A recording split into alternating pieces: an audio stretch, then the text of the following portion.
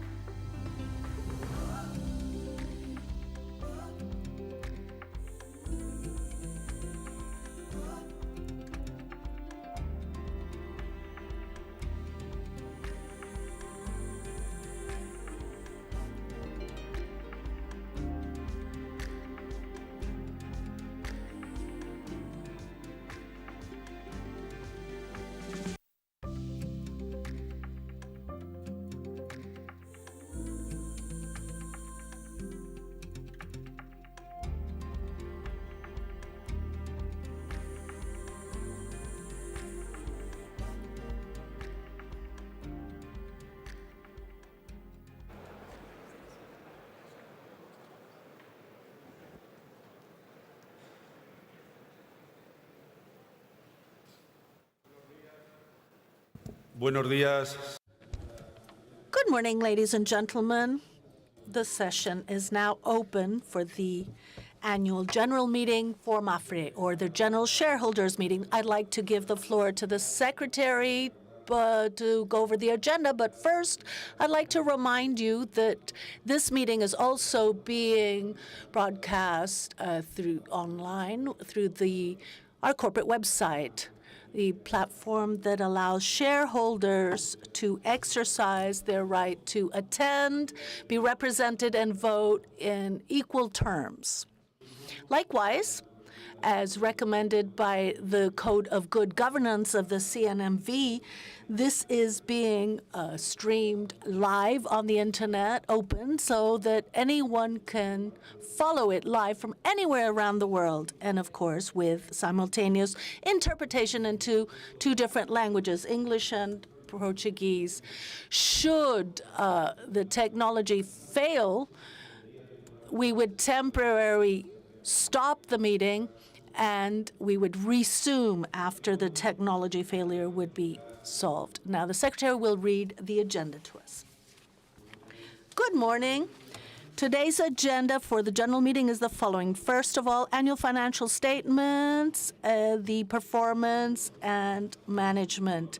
Examination and approval of the annual financial statements and the individual and consolidated management reports for 2022. Approval of the integrated report for the 2022.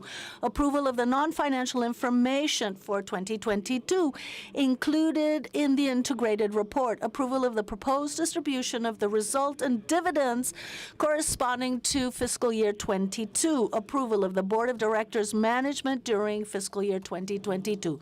Number 2, appointment, re-election, and ratification, where appropriate, of Board Directors. Re-election of Mr. José Manuel Inchausti Pérez as Executive Board Director.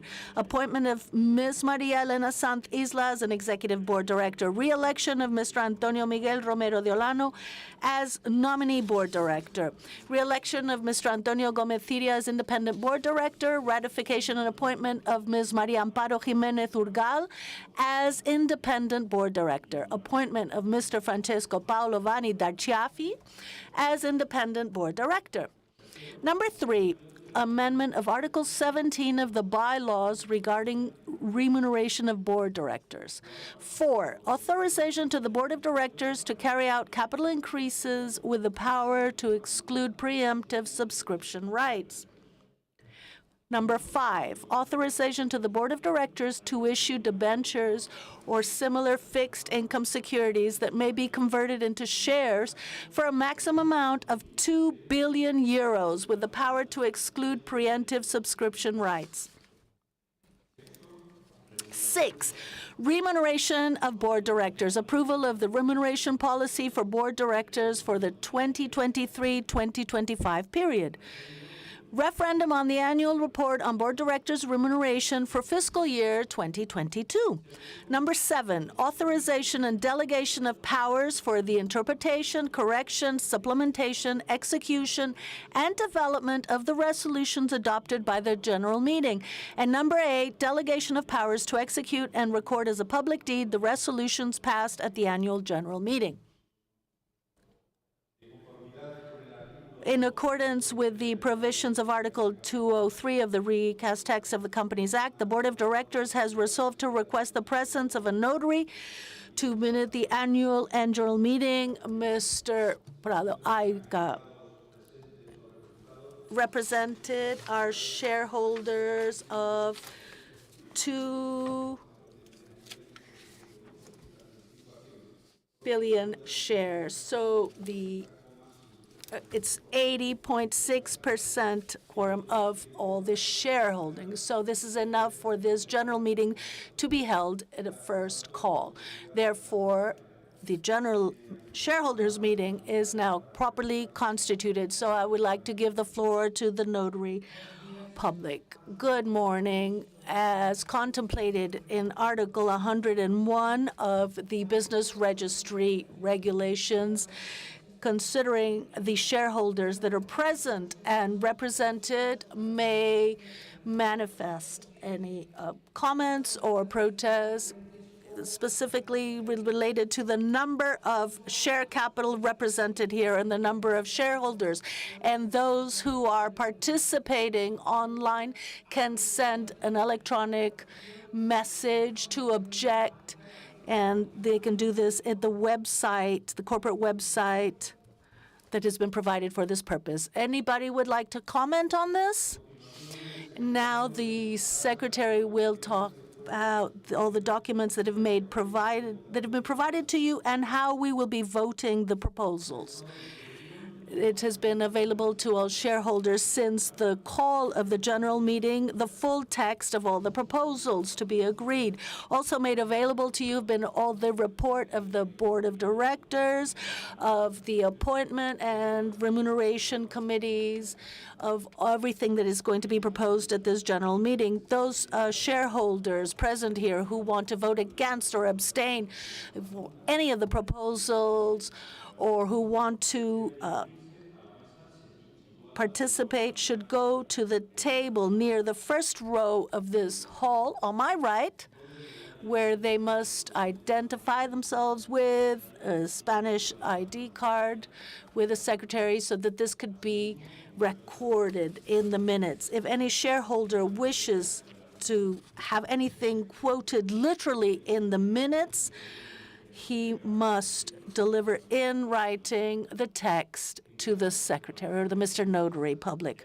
If there are shareholders who are attending online and who want to vote against or abstain to any of the proposals, they may do so until the reading of said proposals is completed through the link that is called Vote in the corporate website that has been provided for this purpose. The shareholders who are attending online who wish to participate must do so, must send their interventions in writing through the Q&A link in said platform, following the instructions that were included in the call to this meeting. If any shareholders wants the minutes to literally include their words, they must show this clearly in the heading of their message. Everything will be replied at this meeting or will be replied in writing within 7 days after this meeting. Now,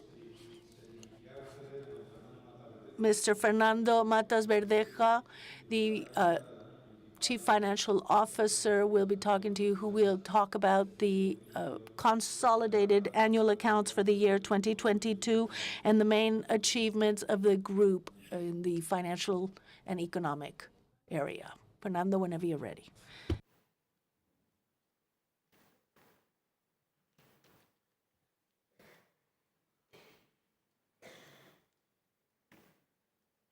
Señoras y señores accionistas, Ladies and gentlemen, shareholders, good morning. The annual accounts for Mapfre of 2022 have showed a very satisfactory development, not just because of the soundness of the main indicators, but because they've been achieved within a very difficult context with a war in Europe, persistent inflation, sharp rises in interest rates, and high volatility in the stock markets. Let's look at the main key points. Mapfre has series of competitive advantages that allows us to manage in a diversity. I'd like to highlight diversification of our business based on 3 pillars: geographical, business, and balance sheet. And I would also like to highlight our globality. We are a group with 31 million customers around the world, with leadership positions in most of the markets where we operate. In 2022, we grew significantly in insurance premiums in Latin America, especially in Brazil, just as in reinsurance and global risks. And furthermore, we have very resilient business in Spain and the United States. This has allowed a change in the trend in the recent years, having Mapfre achieved the highest figure in revenue in its history and the highest volume in premiums of the last 5 years.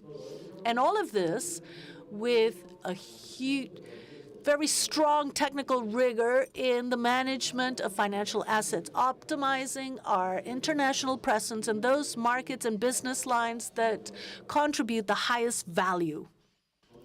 We have a very sound solvency and high financial flexibility and very significant liquidity that guarantees the stability of our operations and allows us to take advantage of growth opportunities. We've proven that our balance sheet is very sound and resistant thanks to the diversification of investments with a broad base of assets by different classes and always very consistent with our stability strategy. Here are a few highlights of the main figures for the year. Mapfre's figures are growing by 10.8% if we discount the effects of the policies in Mexico and the exit of Bankia Viva in 2021. At constant rates, the recurrent growth would have been 8.7%, and revenue shows significant and similar growth, now above 29.5 billion euros. The attributable profits is 642 million, 16% less than the previous year, and the combined ratio of solvency is at 16%. This trend can be explained by the impact of inflation, an increase of claims in the automotive and disaster claims, especially the drought of the Paraná River, which the impact in the performance of this year is over 210 million euros. The ROE is at 8.2%, and the figures for September of 2022, it's at 217%, the solvency ratio. The provisional date that we have for December anticipates a ratio of slightly above 200%. The variation in this case includes the drop of the markets in the last weeks of the year, as well as an increase in the risk of subscription of non-life premiums and a higher withholding of reinsurance in 2023. This soundness of figures continues in the start of the year 2023. Here is the positive development of the ratio for the month of January, with an increase in premium of 20% of the savings and life branch in Spain. There is also considerable improvement in the own equity of the most important subsidiaries of the group, growing by over 250 million due to the recovery in the valuation of financial transactions and on deals. The debt ratio dropped from 26 to 25.2% in just 1 month, and it's in the high range of the group's objective. We can also give you preliminary information about the earthquake occurring in Turkey and Syria in the month of February. The first estimates indicate that the claim is medium, with an impact of above 50 million euro. This disaster or claim should be considered a situation that can be assumed within the annual accounts of the Mapfre Group. This is the breakdown of the revenue of the group. The premiums have gone up by more than 10%. They're now above 24 billion euros, with an improvement practically in all regions and business units, in this case helped by the currency effect. The life premiums are almost 5 billion euros, with a growth of 12% and 6% respectively. Financial revenue dropped 8%, primarily due to the depreciation in investments connected to Union Link, and so no impact in the performance of the group or the final results of the group. Finally, the growth of other revenue is primarily due to a greater positive effect of exchange rates.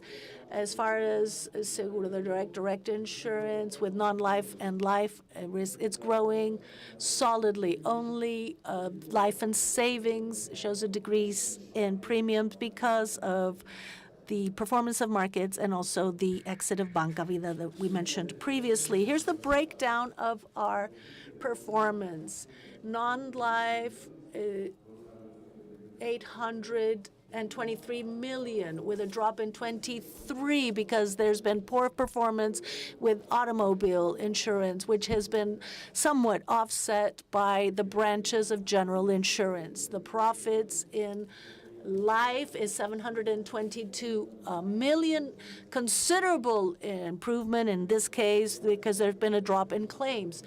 The corporate results are, as you could see here, external partners. This is the performance of our partners in reinsurance, and it drops in 442 million. The cumulative effect of all this leads to net profits of 642 million. On screen, you could see the adjusted ROE, and taking away the impact of hyperinflation and non-recurrent results due to corporate operations, specifically the exit of Bankia, and the adjusted results would just drop by 16%, whereas the ROE of both years would be at 8.4%.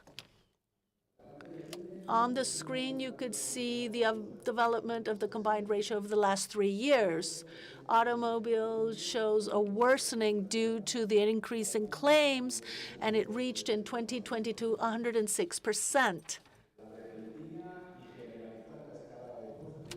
During the high inflation, which has led to higher costs, meant that automobile premiums are not sufficient to cover the expected costs. These premiums were adjusted downward during the pandemic, and now what we're doing is adjusted to the new reality, the new situation. This combined ratio will improve in future with an increase in premiums that will be applied in every market where we operate.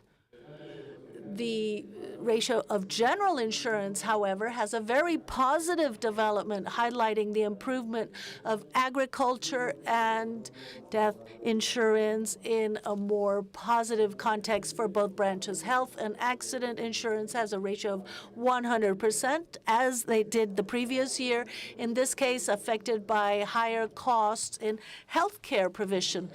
I would also like to show you here the exceptional evolution of the combined ratio of life risk in 2022, which shows a drop in claims associated to COVID, which means finally a return to the previous ratio we had prior to the pandemic.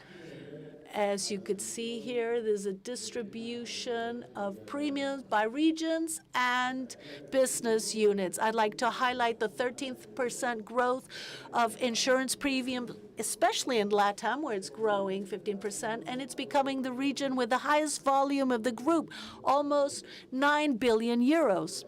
And very sound also the contribution of the combination of reinsurance and global insurance with over 7 billion premiums. As far as profits, there is a recurrent contribution of Iberia in a very difficult context. It reached 76 billion euros. Also, a contribution of 300 million from LATAM, the second pillar of profitability for our group. The third one is still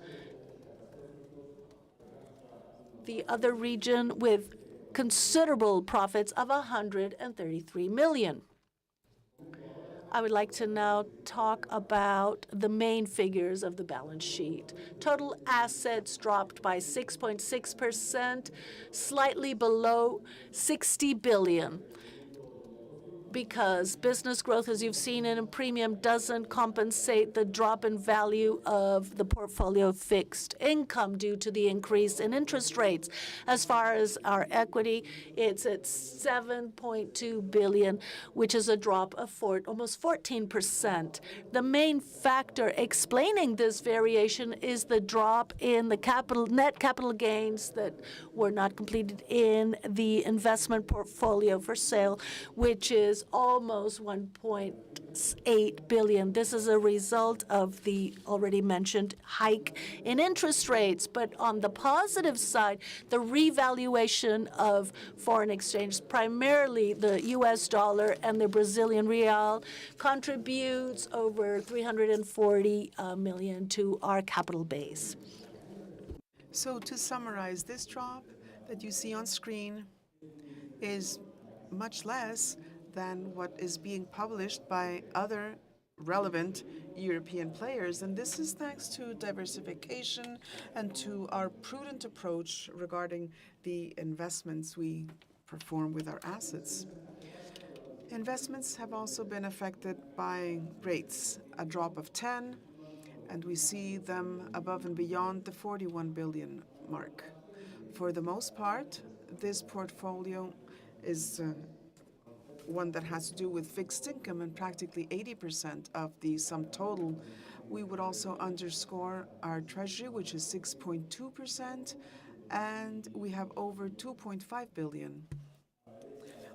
To the right, we see Mapfre in public debt, practically 20 billion, of which well nigh 9 billion are invested in Spanish public debt. As to AUMs, funds, of course, have been impacted by the reduction in the value of the assets, but new subscriptions, which we have carried out, would explain that the end of the year sees an increase which is in excess of 2%. We see on screen now our capital structure, which is very similar to what we had in place on previous occasions. Our debt is 26%. That's the ratio. This is specific to the times. In January, it was 25.2%. We have not seen anything relevant for the group thanks to the amounts in our treasury stock. As to Solvency II, we are at 217%. This is information up to September. We expect a little bit over 200% by the end of December. 84% of our capitals are Tier 1, so that's top-notch quality. The ratio continues to be very solid, very stable. I would remind you that Mapfre's objective is of 200% with a margin of more or less 25 points.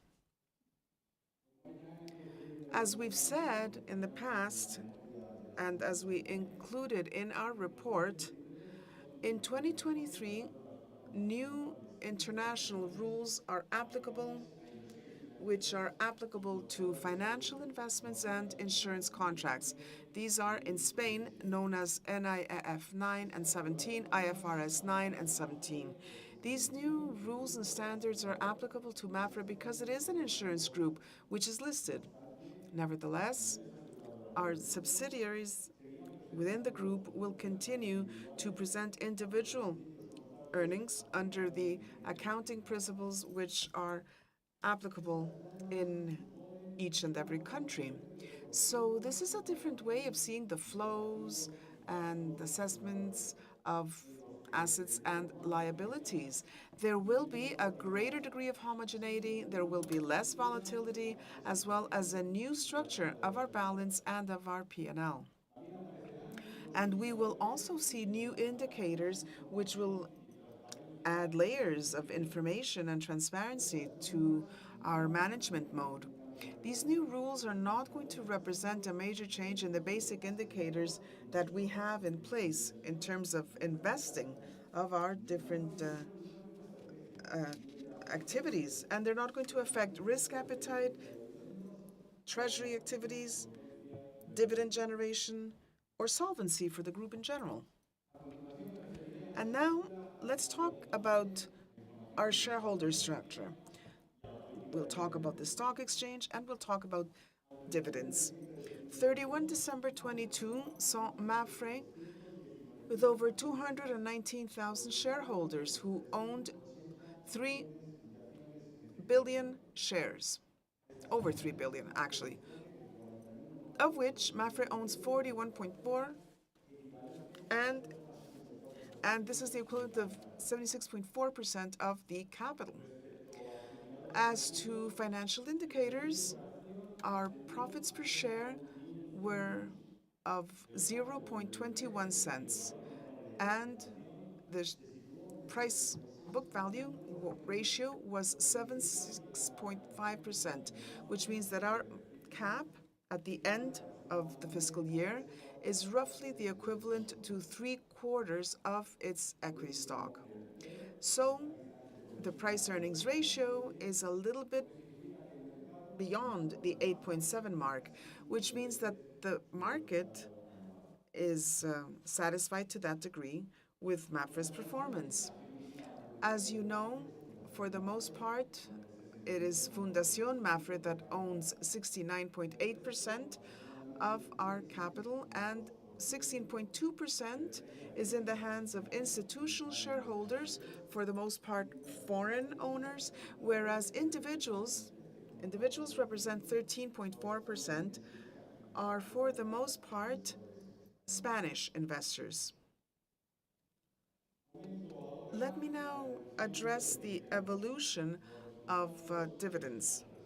The results that we are sharing now allow us to continue to be true to ourselves.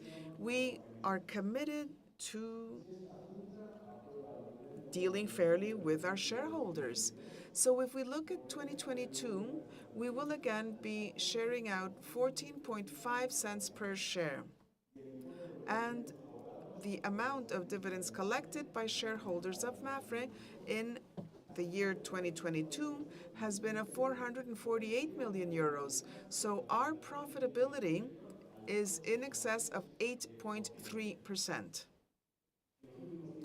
Over the past 5 fiscal years, as you see on screen, Mapfre has paid its shareholders dividends in excess of 2 billion euros. Now let me wrap up by making a brief reference to the stock market.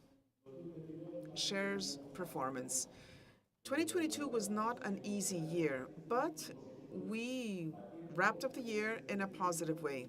We surpassed IBEX 35 and the Stocks Insurance 600. The first 2 years of 2023, that's January and February, have seen the value picking up over 2 euros per share, highest price in the past 12 months, and with active acquisition, especially after the publication of our earnings. The market shows that it trusts in our management and our strategy. We've seen that it has been an upward trend. So, ladies and gentlemen, thank you very much for your attention.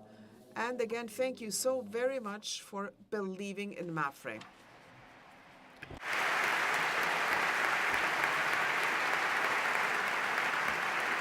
Muchísimas gracias. Thank you very much, Fernando. Thank you very much for that presentation. And I'm going to give the floor now to Ignacio Baeza Gomez, who is Vice President with Mapfre, who is also going to address activities carried out by the group in fiscal year 22.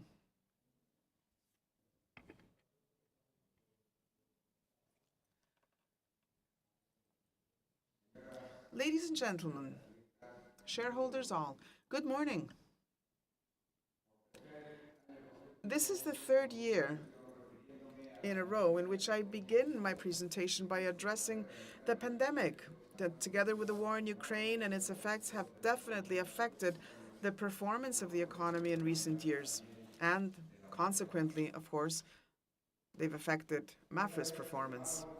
But this time around, I'm happy to say that I have good news.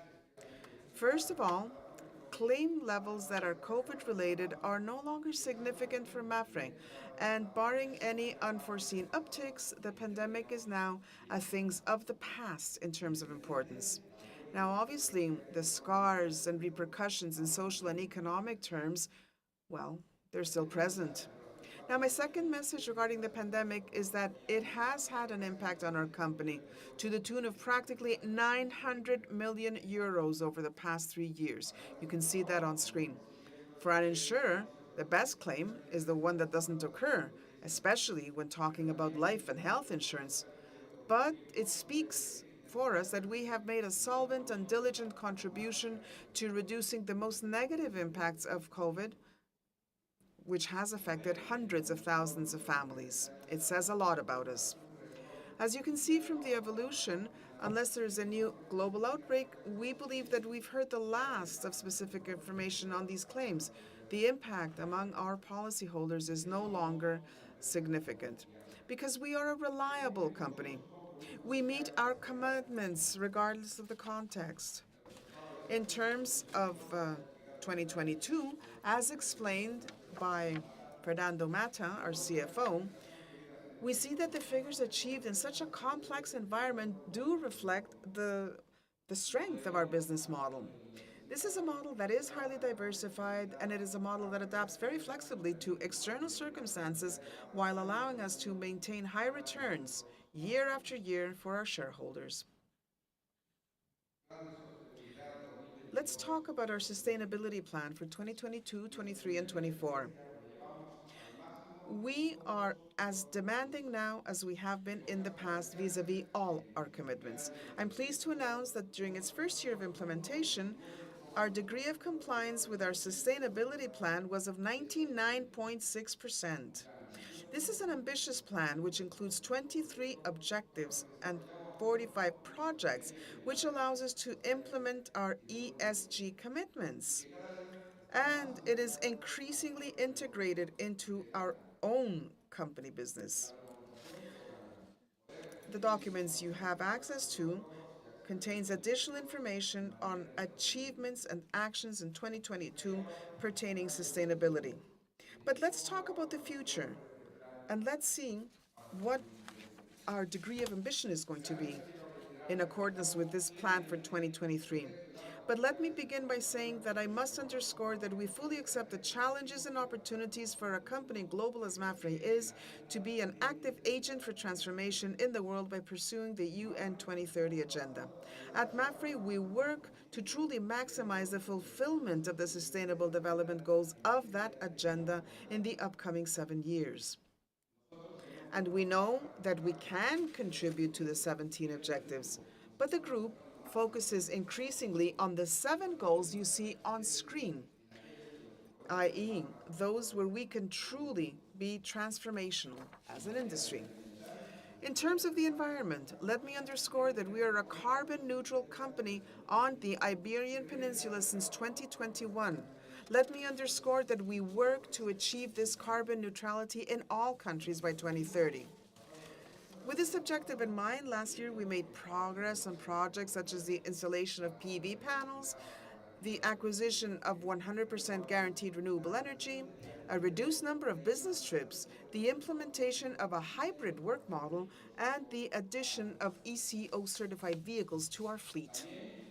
And we have also publicly committed to furthering advancing towards a carbon-free economy. We've said that we do not insure coal, gas, oil companies if they are not committed to an energy transition plan.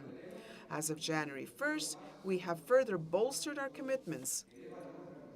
Our ambitions are raised with regards to environmental sustainability. We have that transition in mind, but we remember that we are a people-centered company in everything we do. Thus, we are committed to ensuring a fair energy transition for generations that, as yet, have to adapt to the change. We cannot allow sectors of our industries to collapse without an economic and social alternative which truly will maintain employment and guarantee opportunities for people who are still linked to less sustainable activities. Let me conclude by adding that last year we joined the Net Zero Insurance Alliance. This is a network that brings together the world's 30 most insurers in order to accelerate our sustainability commitments. What we want is to ensure that our insurance and reinsurance portfolio is net zero by 2050. Furthermore, at the end of 22, we signed onto the Net Zero Asset Owner Alliance, committing to our investment portfolios also being net zero by 2050. I'm also pleased to report that for the fourth year running, we are a part of the Sustainability Yearbook 2023. This yearbook is a prestigious annual publication by S&P Global that ranks the companies that are most committed to society and to the planet. Additionally, I would like to take this opportunity to announce that in 2022, Mapfre was recognized by the consultancy firm Merco as the fifth most responsible company in ESG terms in Spain: environmental, sustainability, good governance. This among companies in any sector, and of course, the leading insurer in this ranking. So our commitment to the environment, I think, is clear. Our progress in good governance and transparency is also clear. This is all detailed in the integrated report that you have available to yourselves.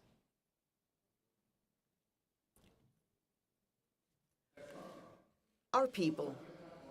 We are a company that is both committed and diverse, and that is why now I would like to focus on the heart of our sustainability strategy, our people.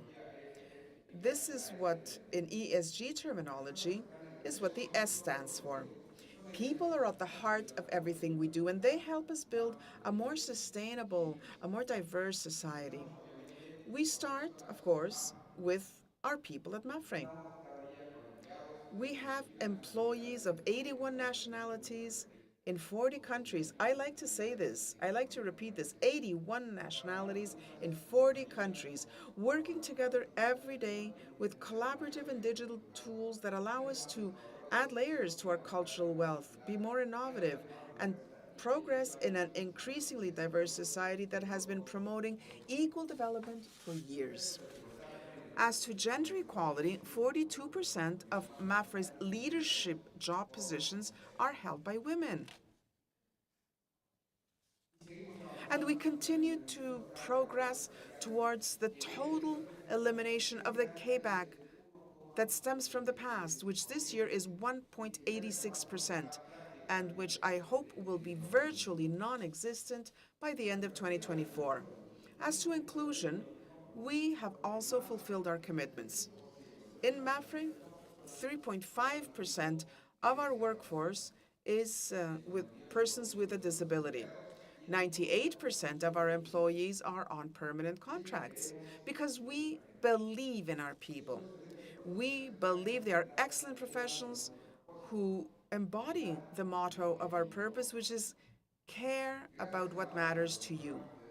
Thanks to our progress in development programs last year, more than 86% of promotions involved in-house talent.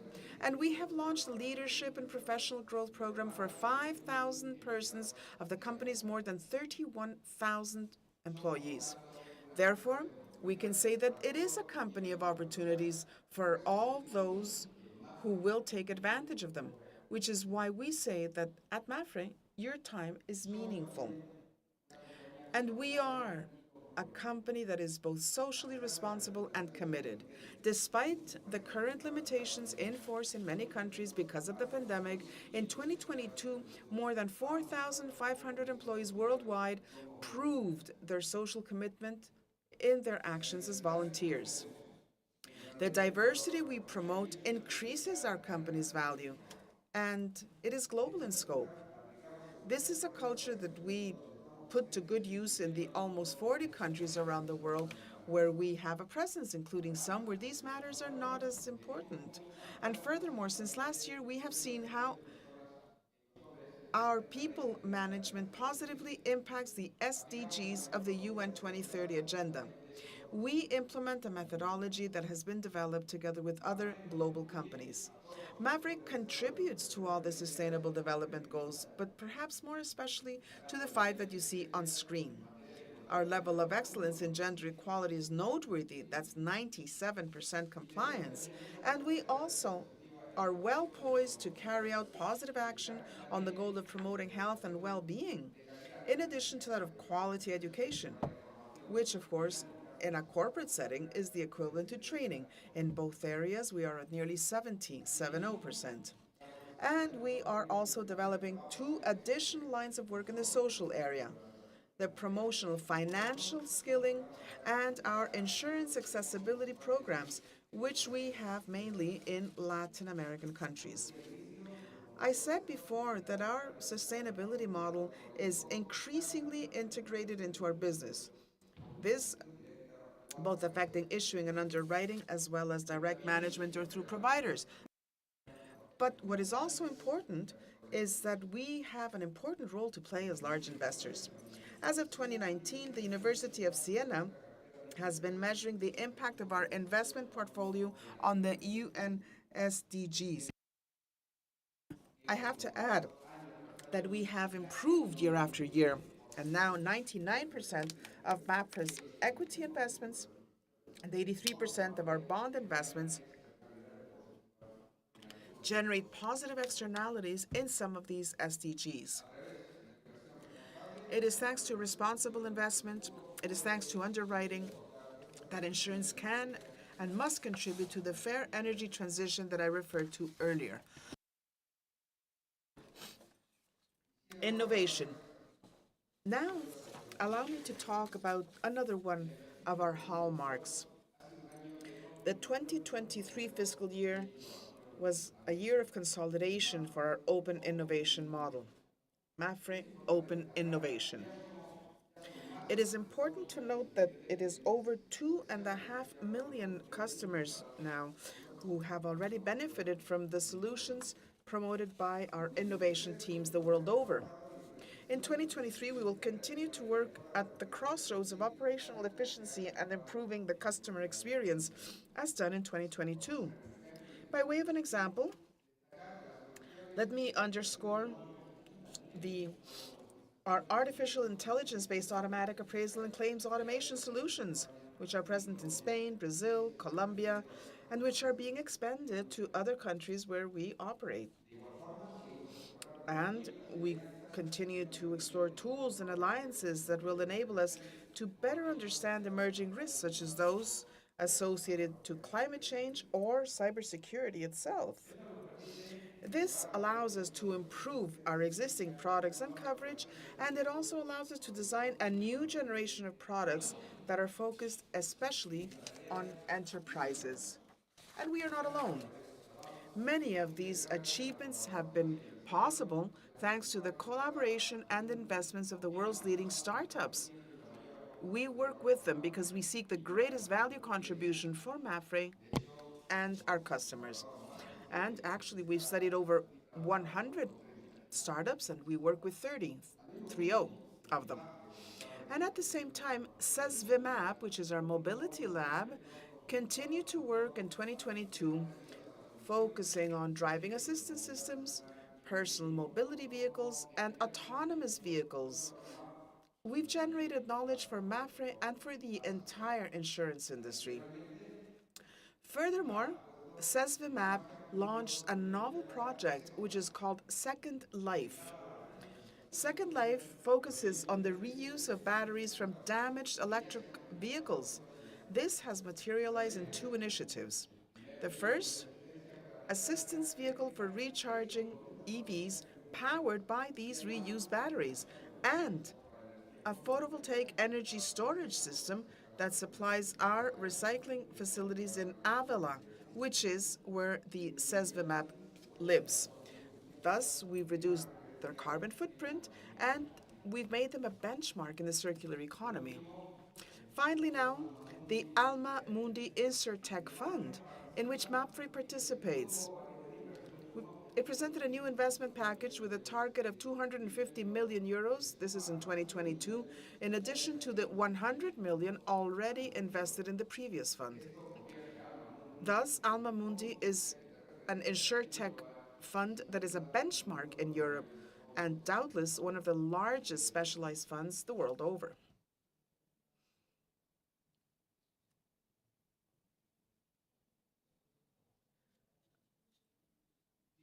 Now, customers.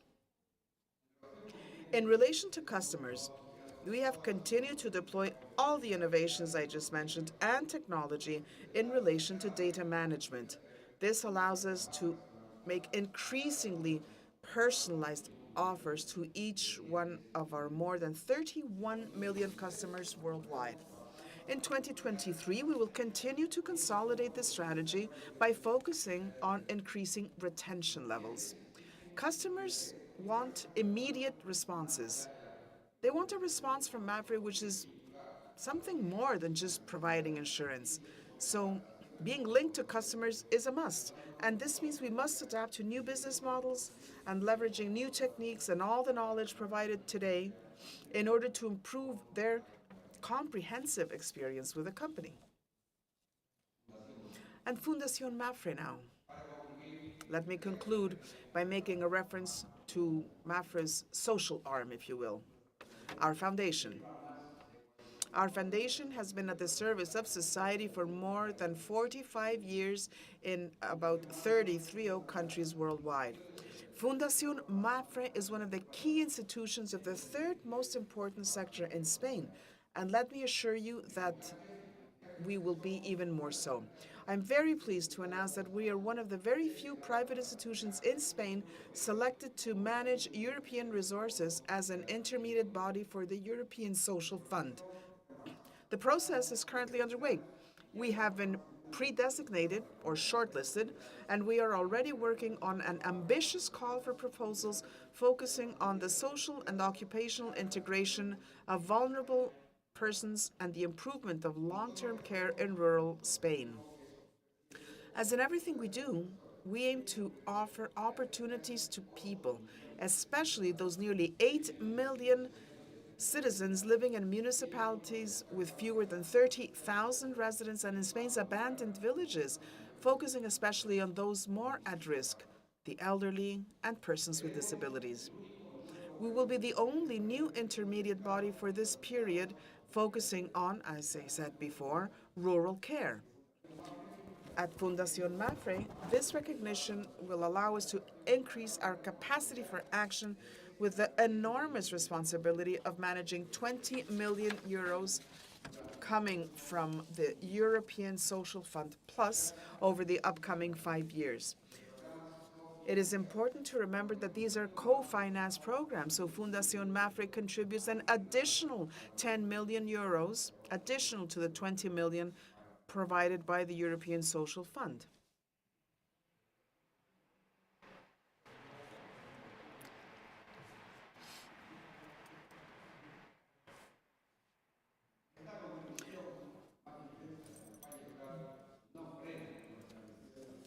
This more intense contribution to rural Spain will not halt our ambitions in our usual programs related to financial education, insurance, road safety, accident prevention, healthcare, and art as a cultural offering that enriches society.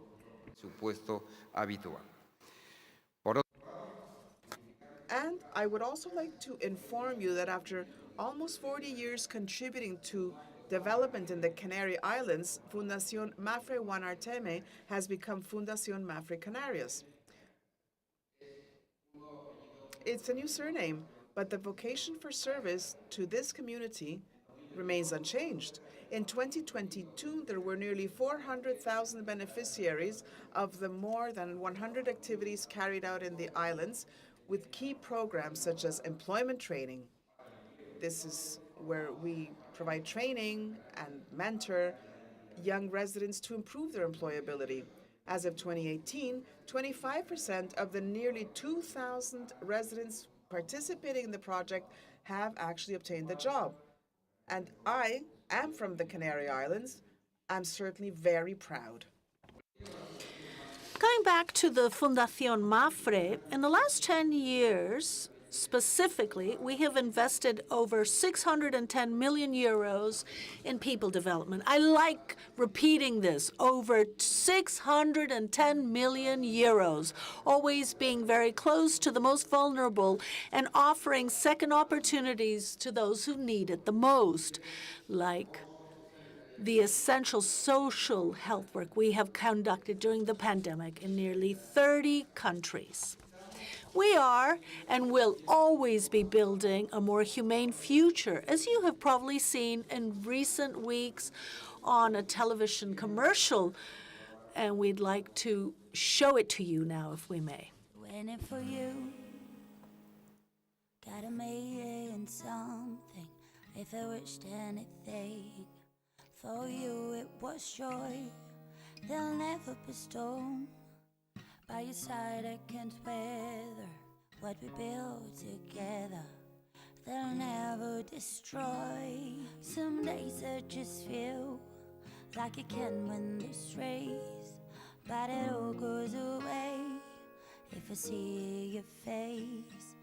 So if they give me the choice, I won't change a single thing.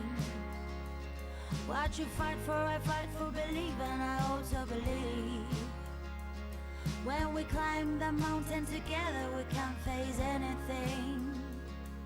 Nobody in the world could ever do what you do for me. When I see you smile, it lights up my day. I hope you never forget the way you laugh.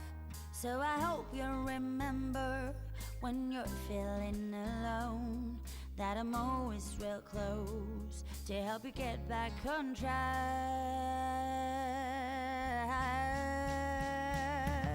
So if they give me the choice, I won't change a single thing. What you fight for, I fight for, believe, and I will also believe. When we climb the mountain together, we can't face anything. Nobody in the world could ever do what you do for me.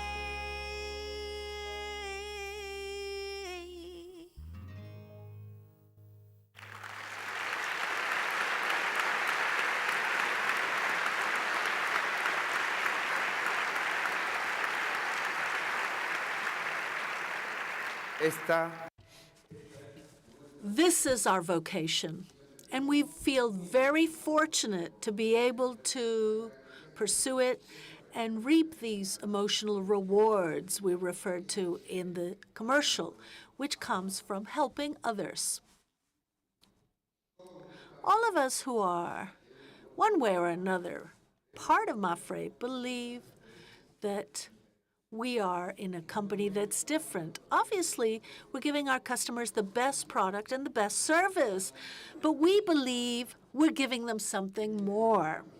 Nos permite compartir con la sociedad parte Because we are giving back to society part of what we are receiving from it, and we like to share this both to our current customers and to the potential ones that we aim to attract.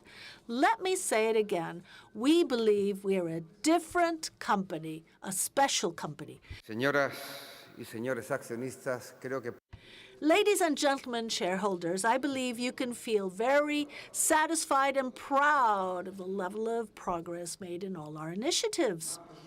Mapfre is a company that is sound, trustworthy, and committed, that is always moving forward with determination regardless of the environment we're in, always focusing on people, which are the most valuable thing for a society, but maintaining an open mind to identify and integrate into the business all the innovations and trends that increase our company's value, your company. Thank you very much for your attention, and once again, thank you for the trust you place in us. Ladies and gentlemen shareholders, thank you very much.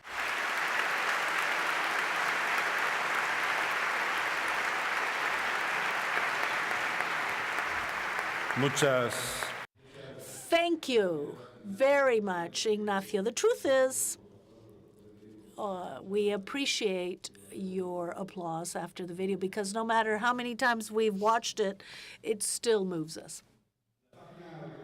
The corporate website provides the text of the proposals for agreement that are being presented at this general meeting.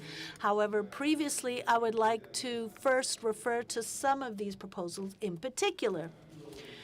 The appointment chapter, we propose re-electing Mr. Jose Inchausti Perez and as Executive Board Director and Mr. Antonio Miguel Romero de Olano as nominee board, and the re-election of Maria Elena Sainz Isla for a period of 4 years. These proposals have the favorable opinion of the Committee of Remuneration and Appointments. In addition, the meeting is proposing Mr. Methida for an additional period of 4 years. Ratification of the appointment as independent appointment of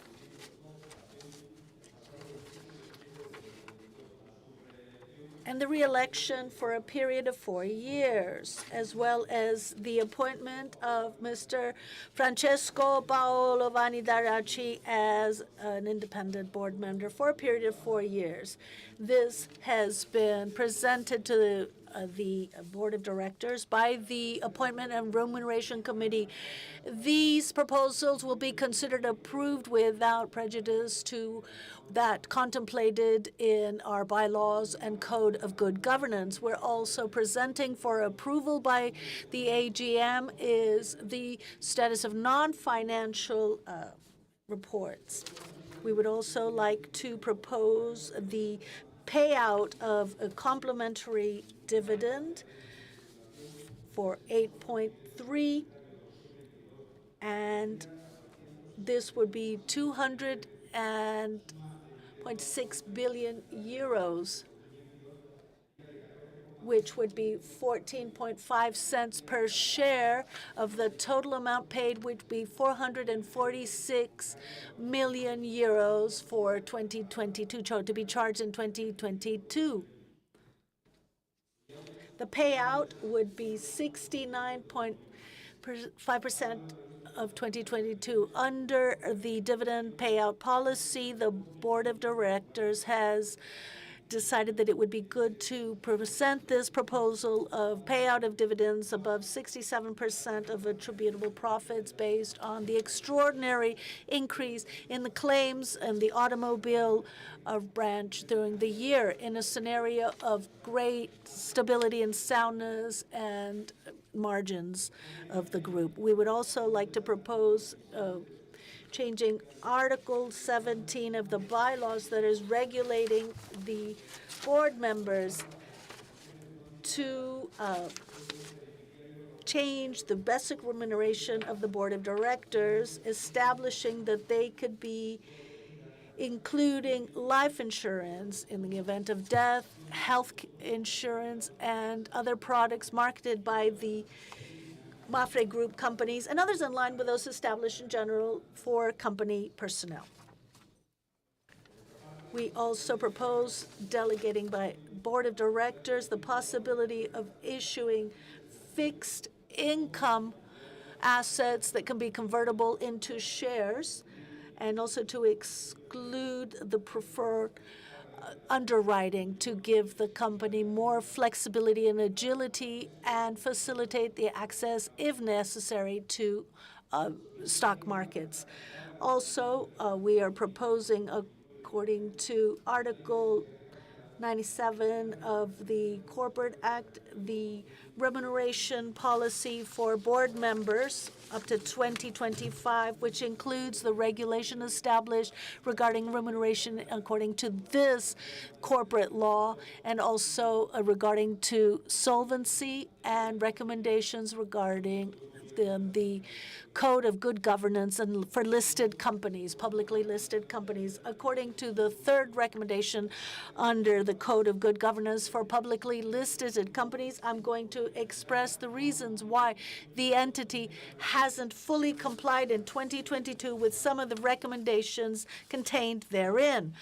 First of all, with regard to the responsibilities of the lead board of director, it doesn't have coordinate the plan of succession of the chairman, because this is something that must be done by the appointment and remuneration committee, and they do not maintain contact with the shareholders because the relevant committee must supervise the right mechanisms to establish this relations with shareholders. So they approved the policy for communications with shareholders, institutional investors, and other stakeholders and other non-financial and corporate stakeholders. Number two, in line with the recommendation of having separate appointment and remuneration committees, Mapfre considers it's advisable to maintain the responsibilities under the same committee regarding appointment and remuneration, because these are matters that are strictly, very closely related.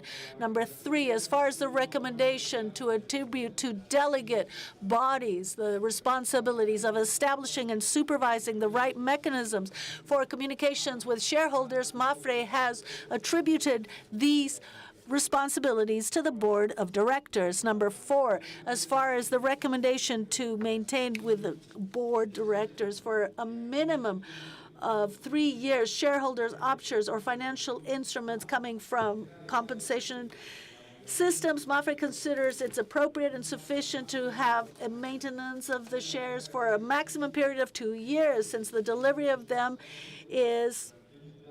can be deferred for 60% during a period of 3 years by third parties. Finally, regarding the recommendation regarding payments during termination of contracts or leaving the position as board directors, it has the waiving of the suspension of the relationship prior to the appointment of such. Therefore, according to the Code of Good Governance of publicly listed companies, if the dismissal is appropriate, then it will be duly indemnified according to the statute of labor in relation to an improper dismissal.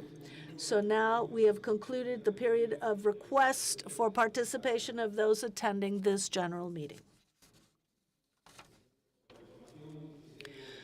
The information I have there, 2 shareholders who wish to participate.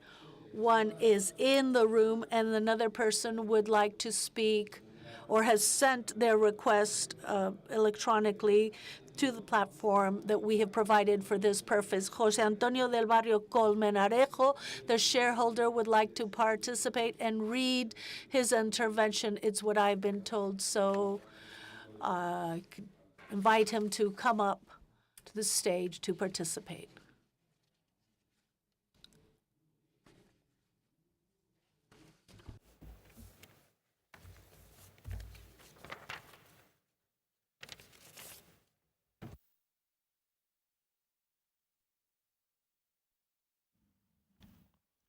Buenos días. Good morning, Mr. Chairman, Mr. and Mrs. Lady and gentlemen directors. I'm very sorry to communicate the decision of minority shareholders of not approving your management of Mapfre for 2022. If we had to grade you, you would have an F, and you would have to do it again or repeat the year. Some of you should quit if you have any pride. Although you have the backing of Fundación Mapfre representing 63.9% of the share capital, I would recommend that you take strict measures to straighten the course of Mapfre in every respect. Mr. Chairman, Mapfre is presenting results for the year 22 with profits of 642 million euros, which compared to the year 21 is 16% lower. and it's one of the few companies in the IBEX 35 that have not improved their performance. Mr. Chairman, we're at the end, lagging behind, when in the year 21 to 22 are the best in the history of results of the companies in IBEX 35. Mr. President, Mr. Chairman, Mapfre is not generating value for their shareholders. For many general meetings now, I've been insisting on this point. Shareholders, minority or institutional shareholders, or whoever who bought our shares in 2015 with a price of €3, we've seen how over the past 7 years, our share price has only been able to be listed at the most around €2, at a price of €2 at the most, which, if you do your calculations, our investment today has lost 24% of its value. I would like to ask you the following question, Mr. Chairman. Are you going to buy back shares for the subsequent amortization in the year 2023 to try to help create value in the price of our shares? Because organically, you are proving that it's a practically impossible task. The dividend of these €3 per share is around 34.5%. In previous general meetings, you always mention how very generous you are by paying shareholders the 0.45 cents per share, because, of course, the share price keeps dropping. You say, well, it's 8, 9, 10, 12. No. If the share price is €3, you're actually paying 4%. You're not paying any more. And plus, you have frozen dividends for the last 7 years, no less. I would like to ask you the following question. Can you analyze, even if it's just analyze, do something about it to increase dividend to around 0.16, 0.18, so that shareholders can see that you're actually wanting to do something to mitigate our losses? Mr. Chairman, Mapfre had extraordinary profits because of the alliance of with Bankia. Why don't you pay out dividend, extraordinary dividend for that divestment? The board of directors as a whole, year after year, according to your figures, is increasing their salary. I'm not saying it's too much or too little, but in this year, 2023, we have now a full board, 15 members on the board, the maximum number permitted. I'd like to ask you, when are you going to finally link your salaries to the development of annual performance and the price of the shares of Mapfre? Finally, Mr. Chairman, and this is not very relevant, but I must say that some years ago, you stopped offering us a reception cocktail after the general meeting. This year, 2023, you've decided that you will stop giving gifts at the end of this general meeting to all shareholders. Is there a reason to justify this decision? Thank you very much, Mr. Del Barrio. Thank you very much for your intervention, and I will now answer as fully and comprehensively as possible. I would like to clarify something you mentioned when you said that you decide the decision of minority shareholders. It is my understanding that your communication represents only you individually, owner of 4,000 shares. I would also like to clarify the following, which is probably just a mistake, but has already been communicated in the presentation by Mr. Mata, the Chief Financial Officer. The support of the exact figure of support from the Fundación Mapfre. Mr. Del Barrio is challenging and criticizing Mapfre's results for the year 2022, which indeed are slightly lower than that of the year 2021. And indeed, both in the year 20 and year 21, there were years where it was very difficult to compare these 2 years because we were directly all involved. Unfortunately, millions of people died around the world because of a terrible pandemic. As you all know, the insurance industry aims primarily to protect not only assets, but the life and health of people. And in these very difficult years, indeed, we've fulfilled in the best way possible our role, as well as all our social actions, which we won't go into details now because there's so many actions that we carry out all over the world to try to help people in these terrible times. Our company acted with the highest responsibility as a global insurance company in 5 continents and with very strong presence in many countries where, unfortunately, the pandemic caused the death of many hundreds of thousands and millions of people who had insurance with us, and unfortunately our results have been impacted by this and other things that were not so directly related to these kinds of claims. They offset these negative results. In any case, now circumstances have changed, the social economic environment has changed, and so the good, professional, efficient management of Mapfre's teams are making sure that results are now more than satisfactory considering the context. If you analyze the financial results, not of just national companies operating in Spain, some have competitive advantages and some have other disadvantages. But if you look at international companies, you will see that there are huge variations of these results due to circumstances that I will have the opportunity of explaining. But in any case, there are in the integrated annual report we have offered. You say that our results are lagging behind, but in our opinion, they're as far ahead as they could possibly be. And the comparison you've made of the IBEX 35 companies, other companies in IBEX 35, there are many different kinds of companies. There are only 3 insurance companies in that index, but I'll give you a figure just to clarify. And the CEO mentioned this previously, but Mapfre this year in the IBEX, and you want a comparison, grew 0.2 in its share price. It's very little, but it's positive. The IBEX as a whole dropped 5.6% last year, and the Euro Stock Insurance 600, which is the comparable of European insurance companies, dropped by 1%.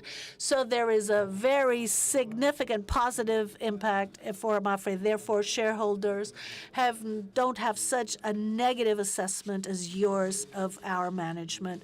Mr. Del Barrio, you insist that Mapfre doesn't generate value for shareholders because the price when you bought at, yes, in 2015, the price was for the year was around €3, and they started in 2016, it dropped to €2. So that's a situation that you said with an average retribution of 4 or 5%. You don't consider that enough, Mr. Del Barrio. During all those years, the interest rates in Spain and Europe have been around 0 or even negative. So getting a continuous profitability for all those years above 4 and 5%, I do think it's wonderful profit because every single year that payout was in cash, continuous, and we've never failed, not once have we failed our shareholders. And some of us, and I include myself, have been able to buy shares at a time when the value was most appropriate because we would have a better outlook. But we're currently living in very unstable financial or economic times, and that means that our dividends are very differential and at the leading edge of most of our companies, taking into account, as Fernando Mata said previously, that the average price of shares, that return won't just be 4 or 5%, but the shareholders who've been buying recently have gone above 8% of their payout. But I can guarantee that that share price will continue growing as it has been doing in recent months, and you'll be able to offset that lack of payouts that you are criticizing. The other direct question that you've asked, are we going to be buying back shares? Mr. Del Barrio, if we bought back shares right now, shareholders would lose money. It's better to wait for the value to recover, and then the board of directors will be able to consider whether this is the right decision or not. But we're fully confident that the value will be sustained over the next few months. You suggest there's a suggestion by the board of directors that they've also done in recent years. They said that the board should at least consider the possibility of increasing dividends. There's a reference to 18 cents. I can assure you that the board of directors twice a year considers the payout of dividends, and they do it to the account of the payment of extraordinary payout of dividends in the best possible conditions that we could offer, so that on the one hand you could be paid appropriately while maintaining the levels of solvency and liquidity required by the group so that we can continue operating appropriately. You also ask whether there are going to be any extraordinary dividends. The proposals formulated by the board of directors are what we are presenting in the agenda, and then you reflect on the composition of the board of directors and their remuneration. You have stated rather incorrectly that there are 15 members in the board member, and that's the maximum. There is no maximum. There's a recommendation by the CNMV that says that 15 members is the ideal number. Mapfre is a very complex, very large company present in many different markets with many different businesses, and we feel that we should always have that recommended number by the CNV of 15 members, and which we had lost a few years ago. We've just recovered the number we always had so that we could fulfill the recommendations of the CNMV, saying first of all, we should comply with gender equality criteria, and secondly, with diversity in professional experience and also geographical origins, considering our presence of the company worldwide and with different skills, of course.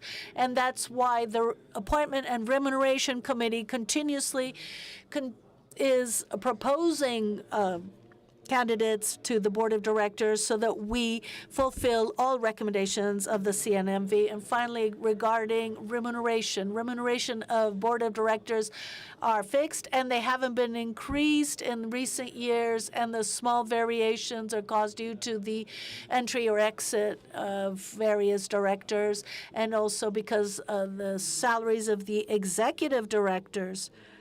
And about the cocktail reception, I have nothing to say, but we have made the decision that no gifts will be presented this year, because I think there are a few hundreds of shareholders here that we really appreciate their attendance, but we have thousands all around the world who are not here in person, so it would be discriminatory. It would be unfair to give gifts only to the ones who are here, and since we can't send them around the world, we've decided to do away with those gifts, which was not really very significant in our opinion. Anyway.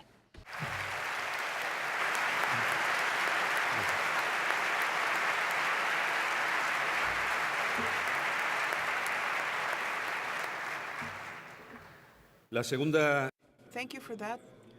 Our second address via remote, shareholder Adrián Jiménez Martinez, 3,600 plus shares, wants to know about management in general. There's two initial questions which literally refer, and by the way, he requests, of course, that the questions and answers be included in the minutes. So the question is, what plans are underway to ensure that there is independence between the foundation and management? This is what the CNMV and the European Union recommend. I'm concerned about a potential conflict of interest for the Presidente in general, talking about the company's management, the foundation's management, and As a follow-up, no, sorry, no, not a follow-up. The third question, sorry, I'm confused. Oh, yes. Yes. No, I'm sorry. There seems to be a slight confusion with the questions. This is the interpreter saying there seems to be a slight confusion. So is there any desire to reduce that stake in order to ensure that there is buyback of shares, in order to ensure that the price of our shares is placed back where it belongs? Thank you. I'm providing a response to the questions posed by Mr. Jimenez. Let me just express that actually the unbundling of the group and the Fundación is a concern. It's a source of concern which dates back to a long time ago. This is something that the entire team focuses on, to such a degree that ever since we published our first Code of Good Governance back in 2020, if my memory doesn't fail me, it expressly sets forth the principle of separation of activities. At this point in time, we not only abide by this principle, which is included in our basic documents, in other words, the institutional principles and organizational elements of the group, but furthermore, it is the foremost institutional principle. And furthermore, I would like to remind you that we do not only address a separation in this principle, we actually say rigurosa separación, a rigorous, a strict separation. There are two scopes which are expressly contemplated. One is the economic, and the other, secondly, is supervision and management. Further to that, just to allay the concerns of Mr. Jimenez as a shareholder, let me just add here that because we want to abide by this first institutional principle, the Secretariat General of the group and its legal division, which I am very proud to head, includes among its functions, and first and foremost, to ensure that there is strict compliance with all of those principles, which is first and foremost, as I say, a rigorous division of activities. So as a consequence, all I can do is firmly state that Fundación Mapfre and Grupo Mapfre are respecting those boundaries, ensuring that the separation is maintained, and abides by those mechanisms which I have set forth regarding ongoing supervision in order to ensure that we actually work along those lines. And finally, with regards to the same issue, perhaps by way of a clarification, because the Mapfre group is proud as a group, because we're proud of those activities that are carried out by its majority shareholder. As I say, we're proud. So, for instance, in events such as today's, our annual general meeting, we are delighted to provide updates regarding the activities carried out by our foundation. So we're proud, but please let there be no confusion. This does not mean that there is nothing but the highest degree of respect for that division. Thank you very much. There are two more questions. First, I'll take the fourth, and then we'll go for the third. Mr. Jimenez further asks, how are you going to generate value for shareholders if you ask for permission? This is number 13, to increase the share capital one or more times, etc., etc. We do not think that this is justified. Let me answer by saying about this issue, I would call your attention to the fact that in compliance with our legal mandate, the documents which we are referring to today is included in a report which justifies the different proposals that the board contemplates, and one perhaps more specifically addresses the issue of this specific proposal to authorize the Board of Capitals to increase the share capital. We could say, logically enough, that there is no specific concrete justification, but logically enough, What we seek is an authorization. In the exceptional case that it were to be necessary to think about an emergency increase in share capital. So there is no generic justification, of course, but we cannot think about, at this point in time, having a specific authorization. And furthermore, Mr. Jimenez, let me just repeat here that this is very standard. This is what large listed companies usually do. Well, there are slight differences, the percentages of the share capital, but it is definitely something which is absolutely standard in the case of large listed companies. And the third question, which I have left until the end, has actually been partially answered. Why are there going to be more members of the board instead of substituting one?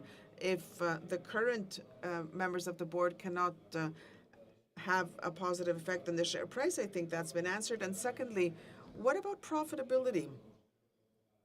Those re-elected members of the board, what justification would there be? Let me answer by saying we're not going to go into the specifics of the different merits of the different members of the board, what they have done, what they have complied with. Some of them have been on the board for a longer period of time, others for a shorter period of time. Obviously, the Appointments and Remunerations Committee meets and studies and assesses and analyzes to assess the performance of each one of those members of the board. And the proposal is studied here today. I'm sure that you can imagine that all of the proposals have been very carefully studied, and both the committee as well as the board are sure that all of these persons more than fully make good on the necessary merits to continue to be members of this board. Thank you very much for those questions. There do not seem to be further questions.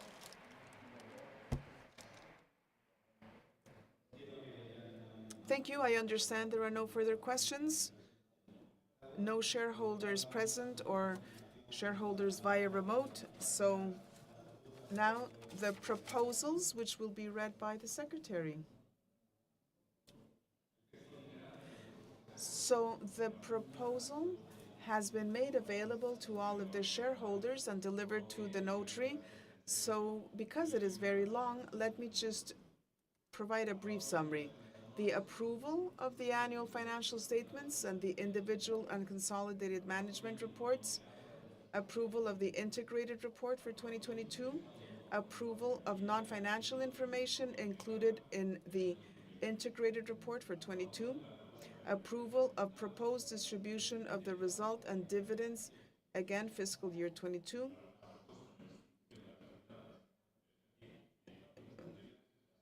and specifically dividends 445,535,224 euros, remaining 285.750.722.02 euros, and the total amount distributed is 732.285.946,61 euros.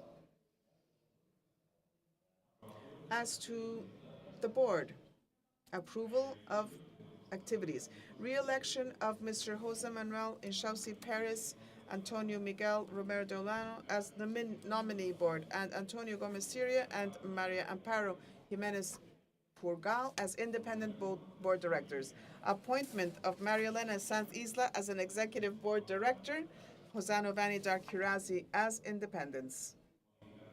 Amendment of Article 17 of the bylaws regarding the remuneration non-monetary of board directors as such.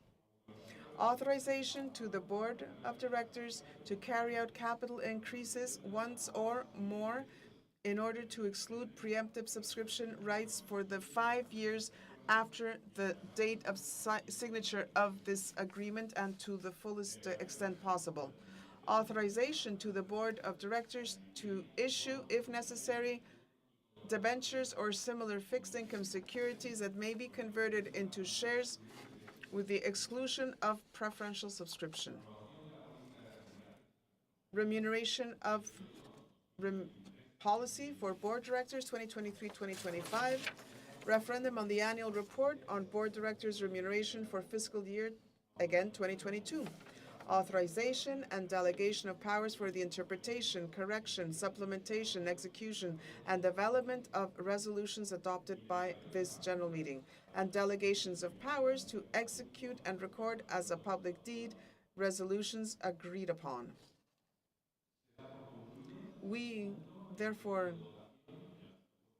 conclude with the time necessary for votes. All of these proposals have been approved. The result will be published on our corporate website as mandated by current legislation.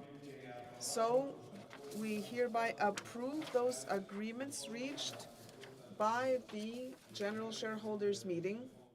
Thank you very much on behalf of all of ourselves. Thank you very much.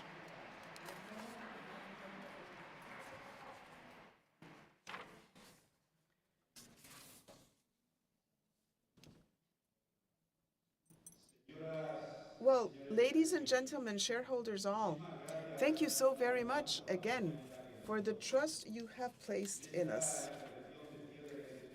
We're closing the annual general meeting, and I would like to begin by once again expressing our solidarity with Turkey and Syria after the recent earthquakes they have suffered. Fernando Mata explained that the impact for Mapfre in Turkey is negligible, but we cannot turn our backs on the pain that this catastrophe has resulted in. And of course, we have to insist.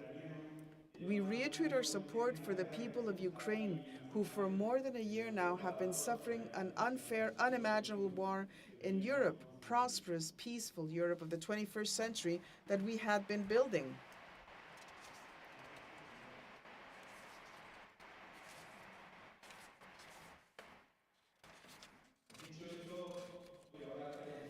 Now, that said, in this speech, let me briefly take stock of 2022 for Mapfre, and let me summarize our achievements and main lines of action in the different regions and business units we have the world over. And then I will address the main challenges that we will be facing this year and next year with a review of our strategic plan and an update of what will continue to be our beacons for the upcoming years.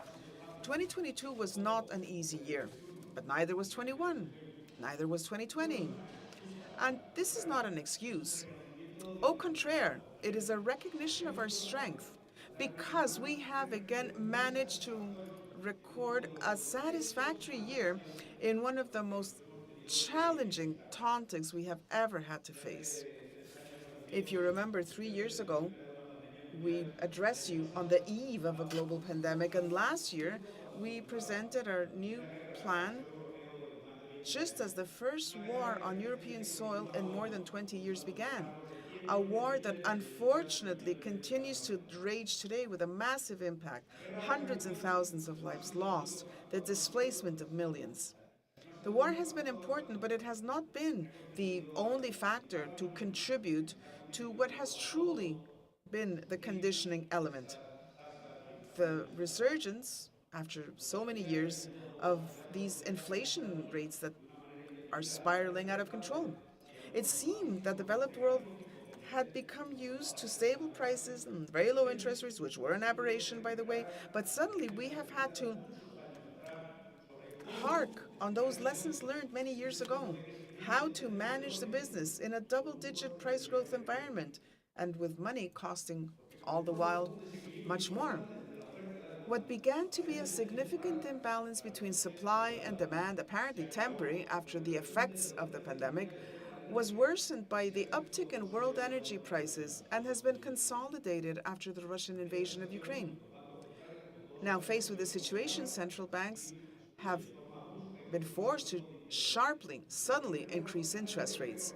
The first to do so, we must acknowledge, were some countries in Latin America, Brazil, Mexico. This is a maneuver that has allowed them, for now at least, to manage this part of the cycle with a relative peace of mind. But in developed countries, it is not clear yet whether the US Fed or the European Central Bank will be able to achieve that desired soft landing. But doubtless, growing rates will be felt in the coming months in the domestic economies and in companies that are leveraged. So, in short, inflation, growth below the potential, the after effects of the pandemic, market volatility, the context is just chock full of circumstances that did not help us at all in 2022. But, as I said before, we have successfully closed a very solid, a very satisfactory year. So solid indeed that we made the highest revenue ever, nearly 30 billion euros. And this is because Mapfre benefits from a series of competitive advantages that allow us to reasonably well deal with these complex situations. Let me underscore our diversification in terms of geography, in terms of our balance sheet. And allow me now to very quickly take a look at business prospects in the different global regions and business units where we operate.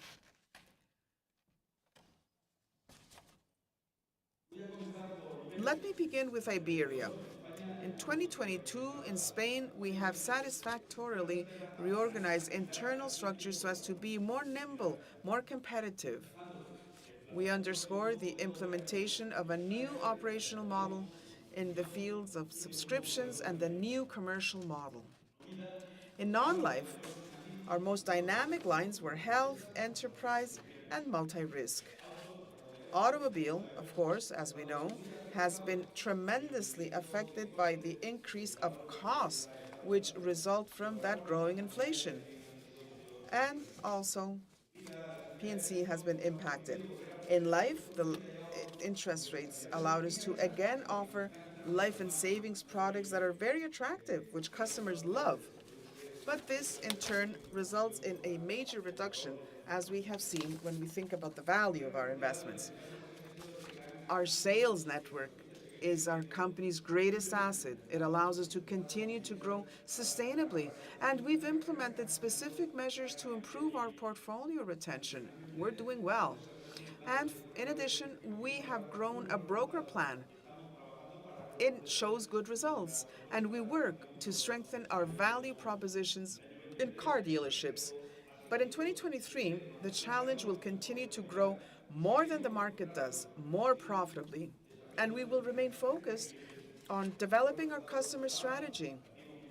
We'll optimize our management models. We will bolster and broaden our distribution channels, relying all the while on our banking partners, Banco Santander and Bankinter, while at the same time furthering our transformation forward. We need to consolidate our operating and sales models. We'll be working on designing a new productivity model for central services in order to maximize nimbleness and efficiency. In autos, we will continue to work in order to reduce our loss ratio. In terms of life, we are looking forward to our savings and annuities products. Now let's talk about Latin America. For the first time in Mapfre's history, we are absolute leaders. The fiscal year was the best ever in that part of the world in terms of revenues, in terms of earnings, and Latin America is our major contributor by premium volume and the second in terms of earnings. Starting now, we will be launching a new regional organization. Why? To streamline the structure and increase efficiency and technical control. Brazil is important and is still there, and Mexico now is a strategic country. And we've created a new regional area, LATAM South Central, which encompasses the 15 remaining Mapfre countries in LATAM. Brazil was a complicated year at the beginning of 22. A sharp increase in loss ratio in agro because of the historic drought that devastated the south of the country and Paraguay. And we were, of course, also affected by the increase in automobile claims costs and the latest impacts of COVID. We talked about that when talking about life. Nevertheless, the measures adopted have made it possible to end the year with a wonderful result. 45% more premiums and results, and of course, significant technological progress. Let me highlight the tremendous effort made by our partner, Banco do Brasil, with whom we have developed a very active sales plan, which has been very, very good in terms of premiums and results achieved. The positive trend in the second half of 2022 makes us be optimistic when we think about 2023. Premium growth, earnings, and the loss ratio in automobile line continues to be the main challenge we face in Brazil, but we've taken the necessary measures in terms of prices, risk selection, cost containment, and the selection of more profitable brokers. At the end of the day, the effects will surely be positive. And we're convinced that Banco do Brasil will continue to be our engine in terms of production.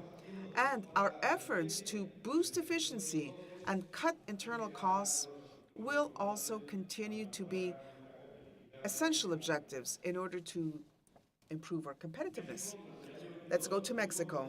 During 2022, we met our growth targets in terms of earnings. And this is thanks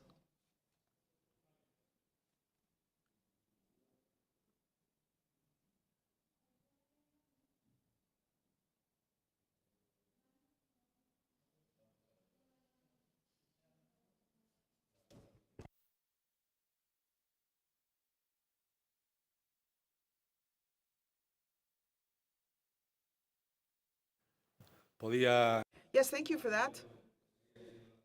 Thank you for that. We need to speak as the slides appear on screen. I was saying Mexico then. In Mexico, 2022 was a great year in terms of premiums and attributable earnings. And this is thanks to our rigor and the excellent commercial activities carried out.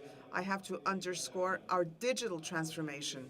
For 2023, our objective is to grow Mexico's waste in the group's result, and this will be by increasing retained premiums in more profitable lines, improving automation thanks to Neutron, our new technology platform, and also by means of reducing our acquisition expenses. In Central America and the Dominican Republic, we've done very well in 2022. We have premiums and we have agreements, and we've advanced in technological and operational terms thanks to the America Central plan. The main challenges are major. We want to stabilize automobile in Panama and the Dominican Republic and grow our implementation in multi-country technology, achieving product approval, automation processes, because we need to improve efficiency, quality, and service. And in the Dominican Republic, we have a wonderful partner, one of the country's leading financial groups, the Centro Financiero BHD Leon. In LATAM South, 2022 was a landmark year because of the written premiums and results achieved, and this in this part of the world, despite the sharp increase in automobile claims.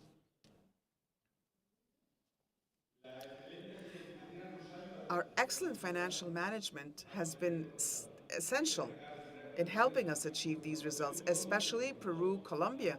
Between the two, they contributed over 88% of regional earnings, but Chile and Uruguay have done nicely as well. In 2023, we aim to lower the auto combined ratio, cut expenses, and strengthen technical and financial controls in each of the companies. And also, we've launched Club Milla Mapfre in Latin America, which brings together the best life brokers in the continent and which is going to be extremely prestigious. It aims to become the largest network of life insurance vendors across the continent. Let's go to North America now. The results have been poor. Why? Doubtless because of the inflationary environment, which drove extraordinarily high auto claims. Most North American insurance carriers are also reporting very bad results, the worst in recent history. Mapfre USA, we've mitigated these impacts through rate increases, capital gains, and very, very much focusing on cost control. We forecast different results because of the reinsurance activity. interesting rate hikes will doubtless contribute to increasing the financial income to offset those losses, but not to a sufficient degree. In 2023, we're going to continue to increase rates in the USA. We're going to again underscore the importance of cost control, and we'll have to redefine the reinsurance structure. We are launching with a new company in the States, the Auto Club Mapfre Insurance Company. This with our partner, AAA. Again, I repeat the name, Auto Club Mapfre Insurance Company, which is basically going to be active in the state of Washington. Puerto Rico. If it weren't for Hurricane Fiona, we would have achieved the best results ever. And they've been good, despite Fiona. We will maintain our current selection policy for risks with catastrophic exposure, considering the increases in reinsurance costs.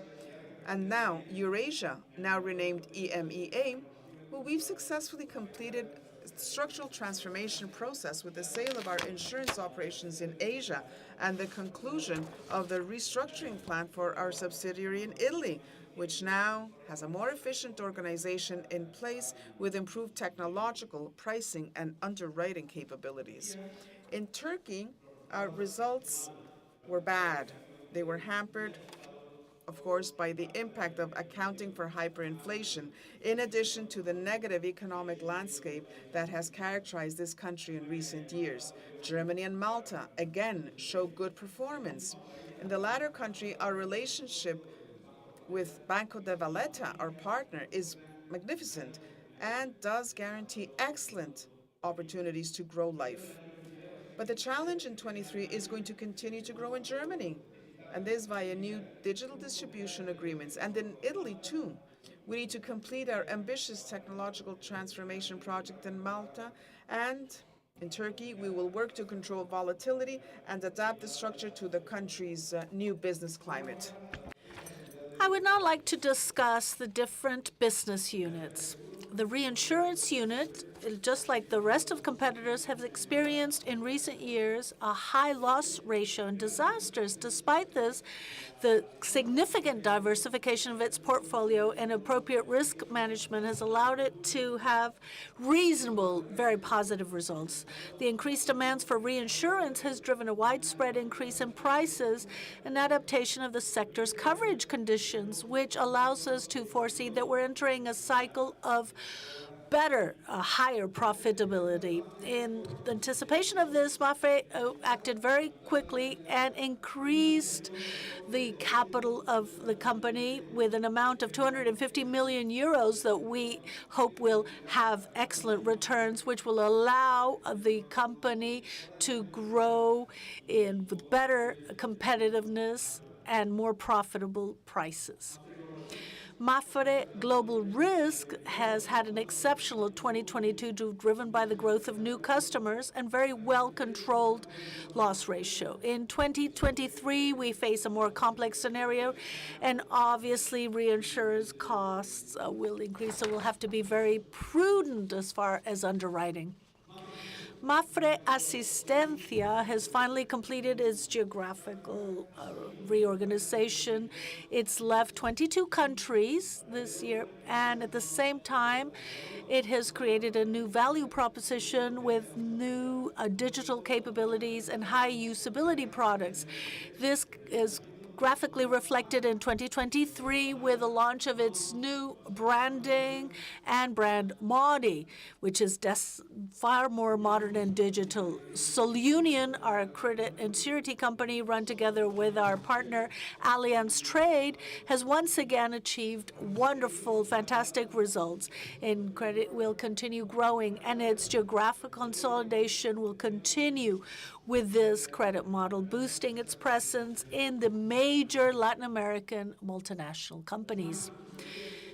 While our asset management business has been gaining provenance within the group, and it's currently playing a significant role to achieve our objectives. Mapfre manages over 52 billion euros around the world in 26 countries, with the management of the own group's investment portfolio, but we also have a growing financial management business for both individuals and institutional client or corporate customers. As fact, Mapfre AM is the largest independent non-banking fund manager in the Spanish market, with over 9 billion euros under management at the end of 2022. This volume would be tripled if we took into account the institutional mandates.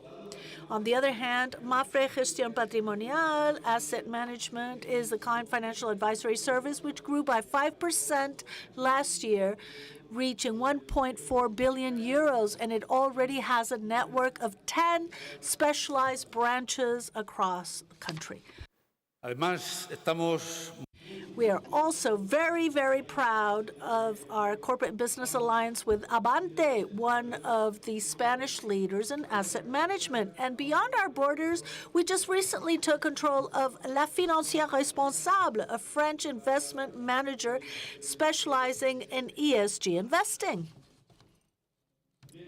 Also, in recent years, and in a context of interest rates at historic lows, we have diversified our investments even more. In real estate, for example, we've already committed over 800 million euros through funds that we have launched with the best possible partners, Macquarie, Munich Re, and Swiss Life.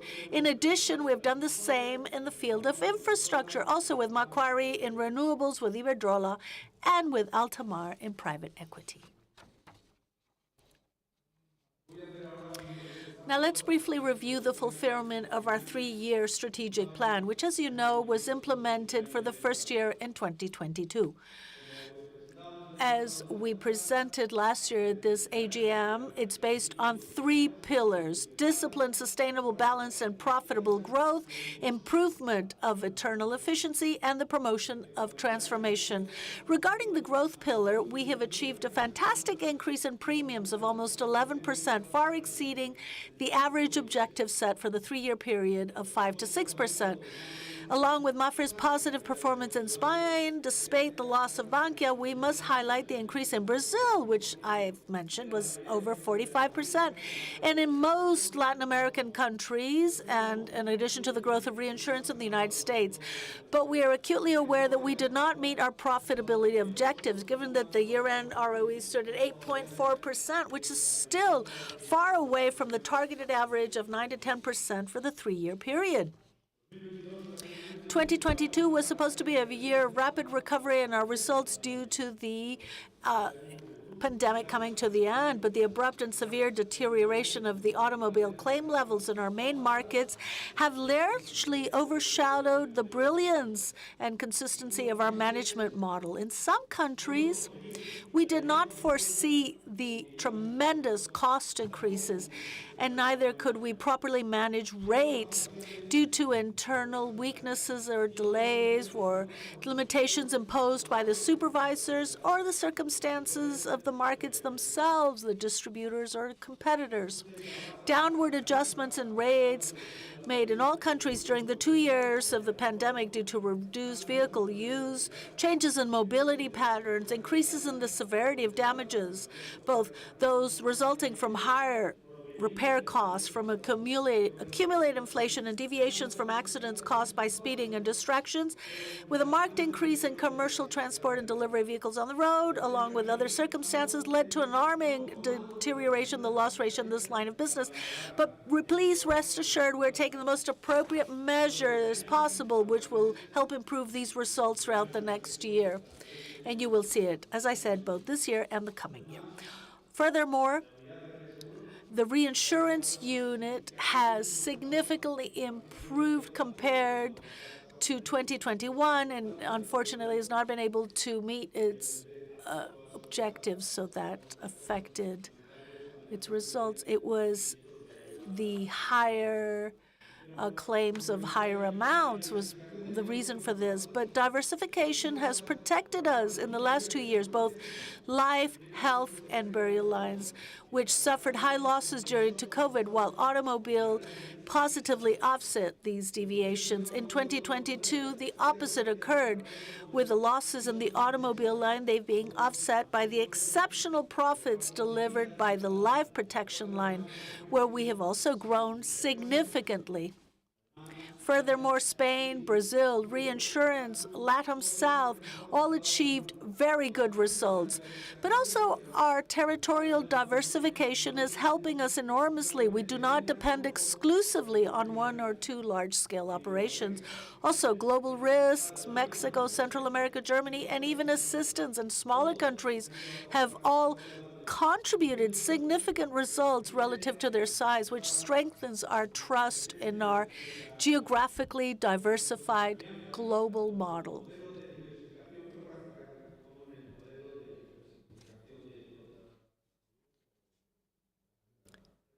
As far as the pillar relating to improving efficiency and productivity, we're very satisfied with the progress made. The most relevant piece of data is undoubtedly the reduction in the general expenses and business acquisition ratio by almost 2 percentage points. In addition, external expenses grew less than earned premiums, which is very important. All operation plans to improve operational, technological efficiency continue ongoing, and they continue providing advantages.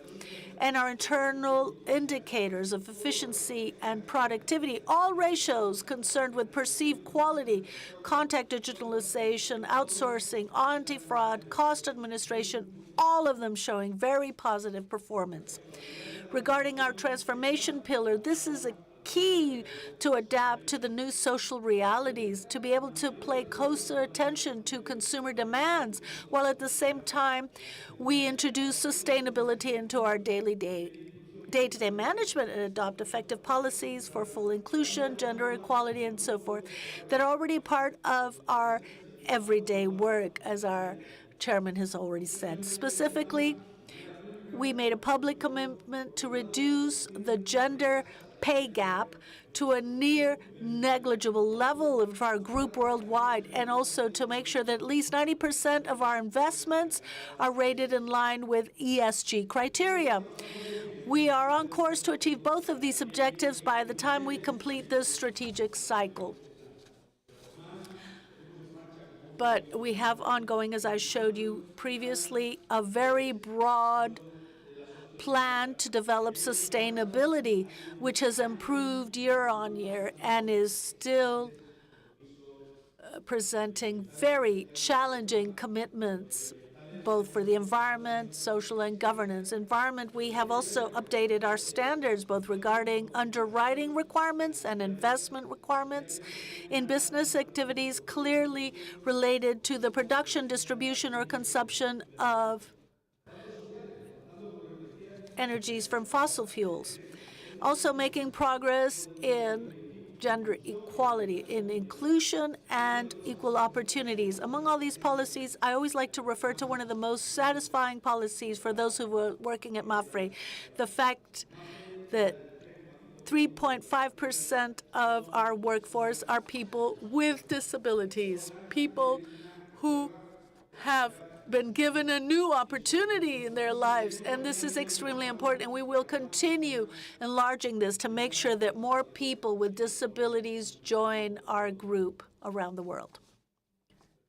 Regarding improvements in governance, together with all our actions to increase transparency, which is essential, which has made significant progress in our internal-external communication, we continue to work to ensure the proper functioning of our governing bodies, including both the board of directors and our management bodies. In this regard, I'd like to highlight the constant renewal of these bodies, which have improved in terms of gender equality and professional diversity.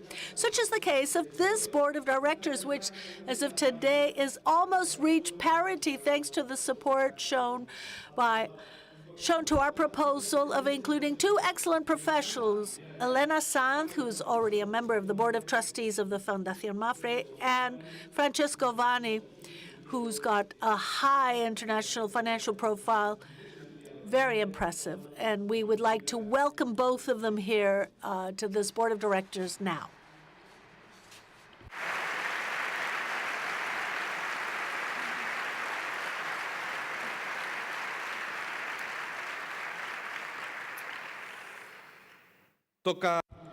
Now it's time to review our public strategic commitments presented to this AGM last year.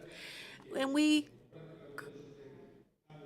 there are no major changes. In terms of growth, we maintain the same outlooks, although it is to be expected that if inflation continues high, it will be much greater, as it was in the year 22, where we grew by 11%. So by the end of this 3-year period, will definitely be greater than we expected. The average combined ratio has been reduced slightly, around 96%, because we believe that with this rapid growth in interest rate, that we're going to be able to offset this minor technical profitability. We'll be able to offset it.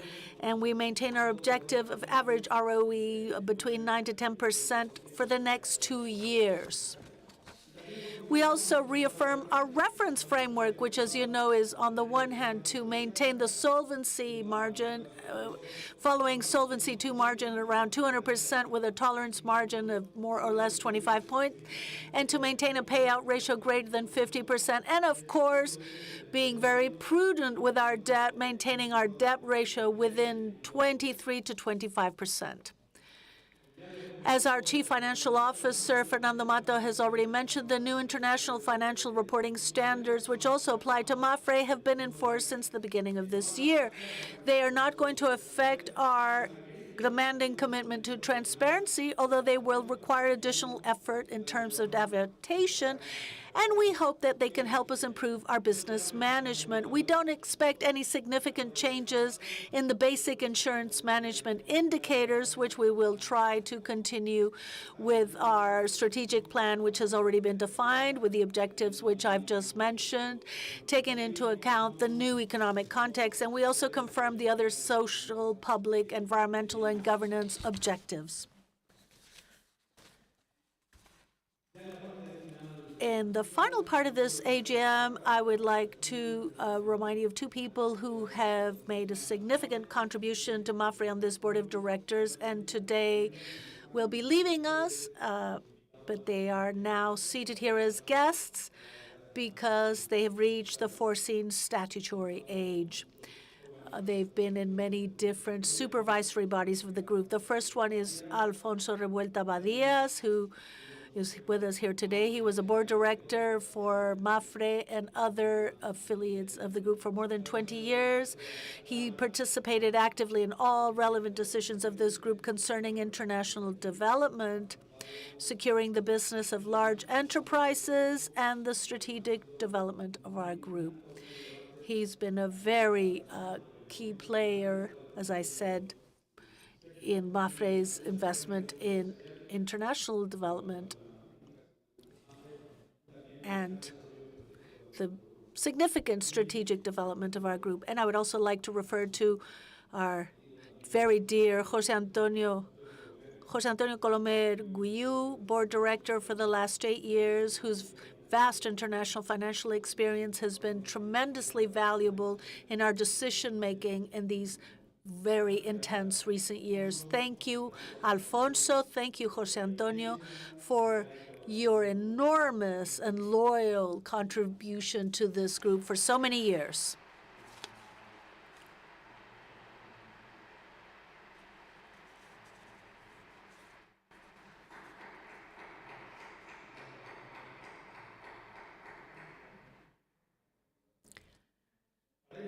And to conclude our meeting, and in summary, I would like to reinforce the idea that although we did not manage to meet our combined ratio objective, and therefore the ROE was somewhat below our expectations for this first year of our strategic plan, I would like to say that this year, 2022, I consider it good, and our strategic performance was very positive, and we have a very healthy balance sheet and excellent flexibility and financial solvency, and we're very proud of our business development and strategic performance this year. Ladies and gentlemen, shareholders, one more year, we're going to be able to say and be able to pay out satisfactorily once we've approved this board of directors proposal to pay out the complementary dividend, which is going to be a total payment of 447 million euros or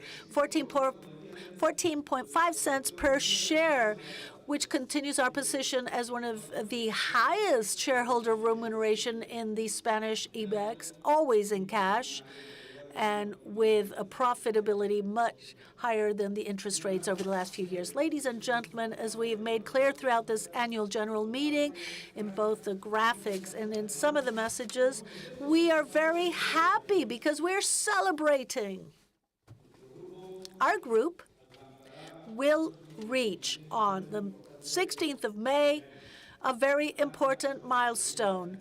We will be 90 years old, 90 years of life, 90 years of enthusiasm, of effort, throughout which several generations have contributed to the development and transformation of this company. After 9 decades, we have attained our highest ever revenue level, having established ourselves as Spain's largest insurer in the world and the #1 insurance group in Latin America, and undoubtedly one of the highest reinsurance companies in the world. But beyond the commercial and technical rankings, which are very important and we really appreciate, no doubt the best one of all is the fact that our customers, our employees, our brokers, our collaborators, and all of you, our shareholders, think of ourselves, considering that we're the #1 in everything related to our business and social commitments, thanks to our solid corporate and business values. As we've already said previously, our biggest shareholder, Fundación Mapfre, represents for all of you here today the assurance of continuing to trust an independent, long-term business project identified both by its entrepreneurial, innovative, and value-generating spirit, to be a firm creator of social wealth, to help improve the prosperity and living standards of the people who are in the areas where we operate, so that we could at least help them achieve a fairer world with more solidarity. That is our purpose, and it's the one that you all share with us, and we will continue working towards that. I want to thank you very, very much for all of this, for your trust, to continue working, to continue strengthening this company, and continue improving these excellent results. Thank you very much for your attention today, ladies and gentlemen, shareholders.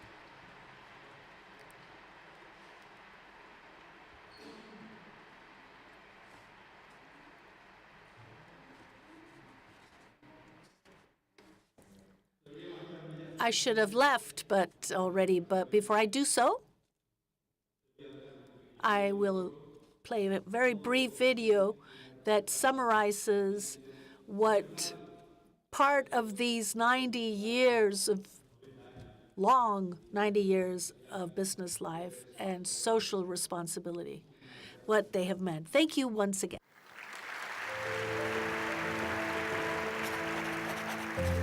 In 1933, in the heart of rural Spain, something much larger than a mutual insurance company was born. Mapfre was born, and with it, the vocation that would always accompany us, understanding the importance of insurance as an instrument of protection for people and social development. La vida, la familia, Mapfre vida, seguro de vida. This commitment required talent, vision, and leaders, such as Ignacio Hernando de Larramendi, who in the early 50s spearheaded the company's modernization. As part of this vision, which was ahead of its time, Mapfre progressed with new solutions designed by and for people.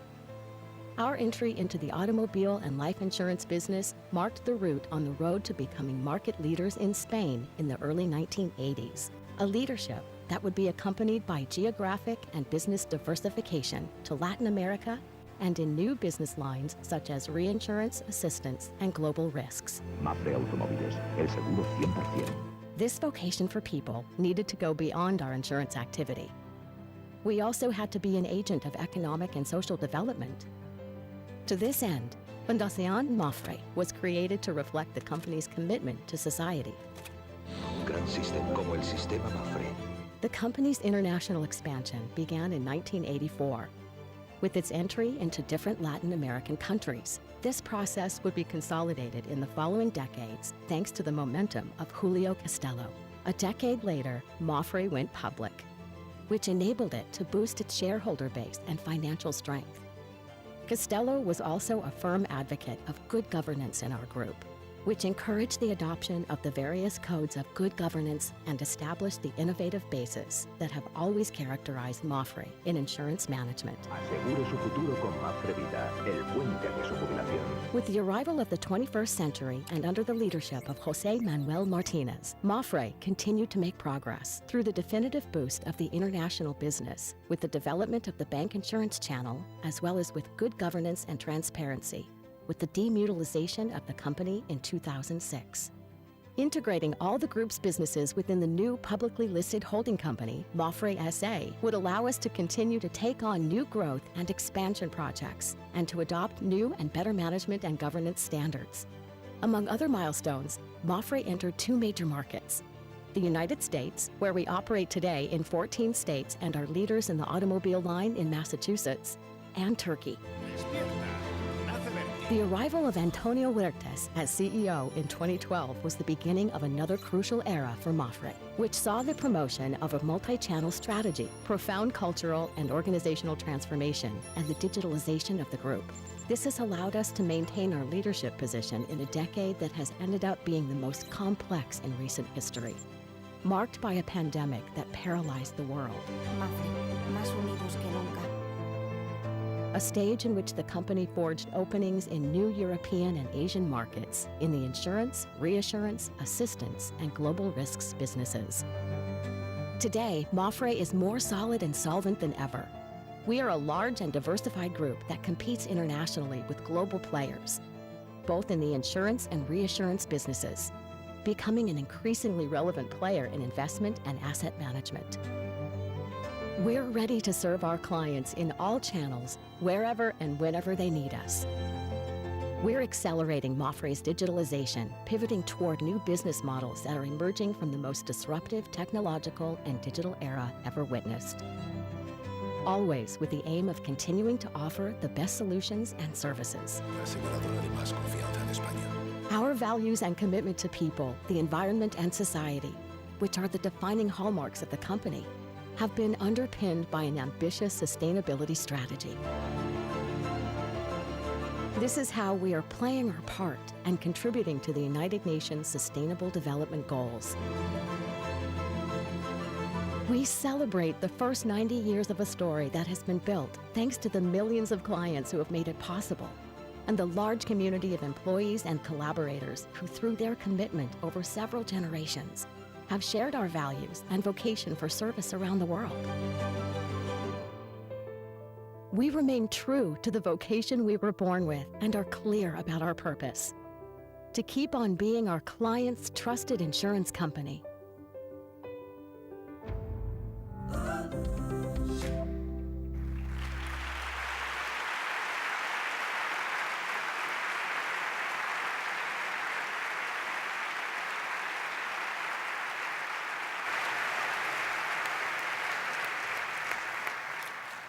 Ahora sí queda claro.